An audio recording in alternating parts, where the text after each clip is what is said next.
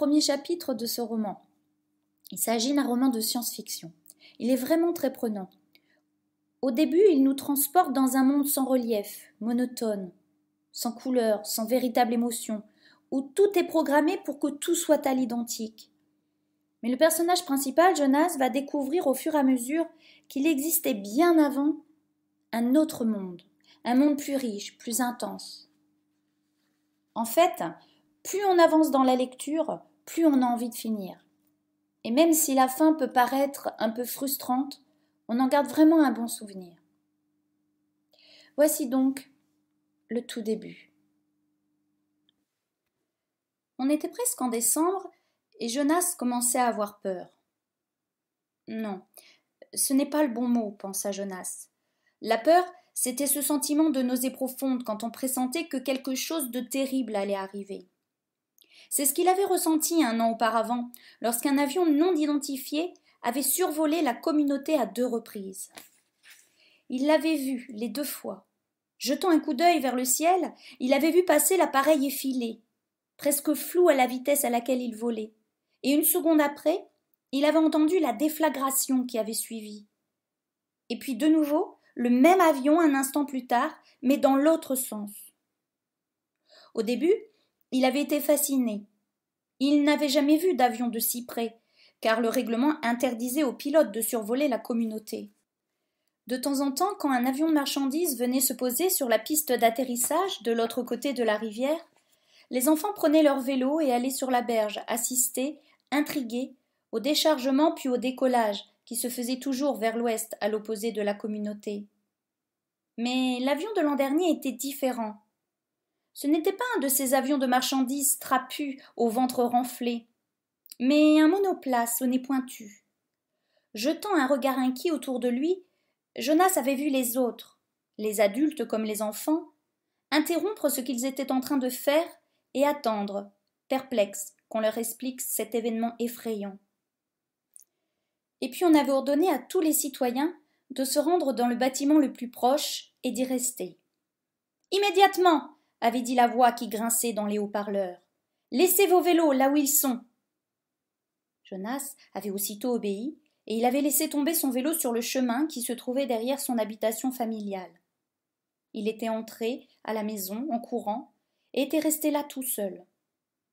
Ses parents étaient tous les 2 au travail et sa petite sœur, Lily, au centre des enfants, où elle allait tous les jours après l'école.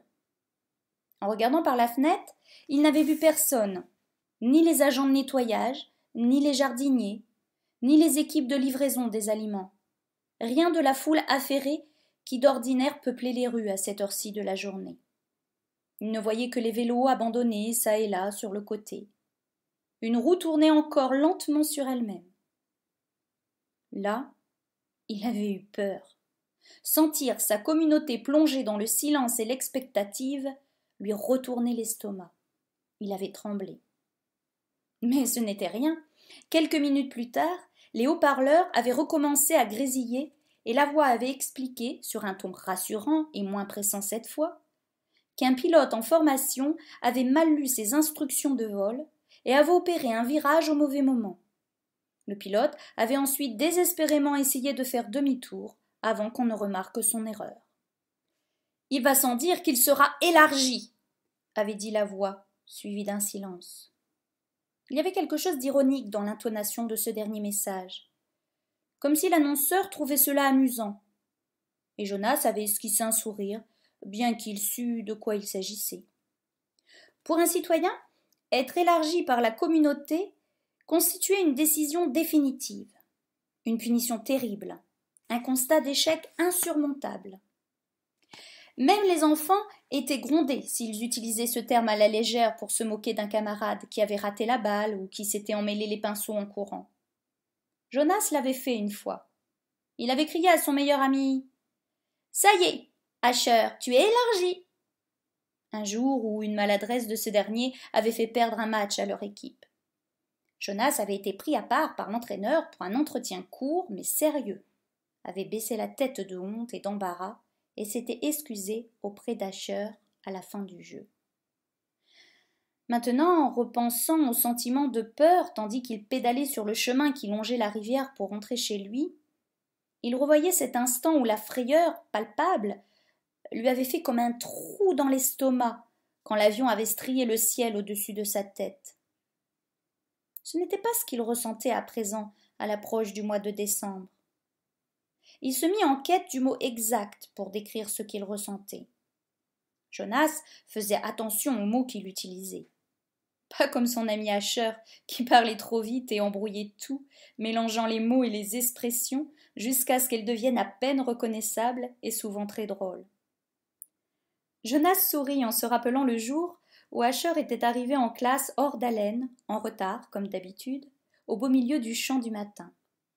Quand la classe s'assit à la fin de l'hymne patriotique, Asher resta debout pour présenter des excuses publiques, comme il était de rigueur. « Je demande pardon à ma communauté d'études de l'avoir dérangé. » Asher débita à toute vitesse l'expression consacrée, cherchant toujours à reprendre son souffle. L'instructeur et toute la classe attendaient patiemment qu'il fournisse une explication. Les élèves souriaient déjà, car ils avaient entendu ces explications si souvent. Je suis partie de chez moi à l'heure correcte, mais en passant près du vivier, j'ai vu une équipe qui séparait des saumons. Je pense que je me suis laissée abstraire. Je demande pardon à mes camarades de classe, conclut Asher. Il lissa sa tunique froissée et s'assit.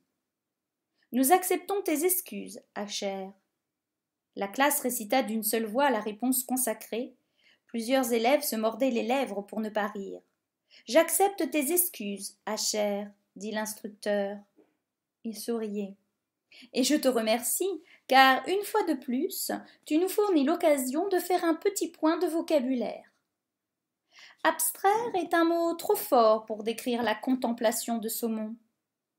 Il se retourna et écrivit abstraire sur le tableau d'instruction. À côté, il écrivit distraire. Jonas, qui était presque arrivé chez lui, sourit en repensant à la scène. Réfléchissant toujours, tandis qu'il garait sa bicyclette à l'emplacement qui lui était réservé près de la porte d'entrée, il décida que peur n'était vraiment pas le bon mot pour décrire ce qu'il ressentait maintenant que décembre était presque là. C'était un mot trop fort. Il avait attendu longtemps ce mois de décembre exceptionnel. Maintenant qu'il était tout proche, il n'avait pas peur, mais il avait hâte. Voilà, il avait hâte que cela arrive. Et il était excité, bien sûr. Tous les 11 ans étaient excités à la perspective de cet événement qui arrivait à grands pas. Pourtant, il sentait en lui comme une vague angoisse quand il y pensait, quand il cherchait à imaginer ce qui allait se passer. De l'appréhension, décida Jonas. Voilà ce que je ressens. Qui va passer en premier ce soir? Demanda le père de Jonas à la fin du repas. Parler le soir des émotions qu'on avait ressenties au cours de la journée constituait un des rituels. Parfois, Jonas et sa sœur Lily se chamaillaient pour passer en premier. Leurs parents aussi, bien sûr, suivaient ce rituel et eux aussi, chaque soir, décrivaient ce qu'ils avaient ressenti. Mais comme tous les parents, comme tous les adultes, ils ne se chamaillaient jamais pour passer en premier.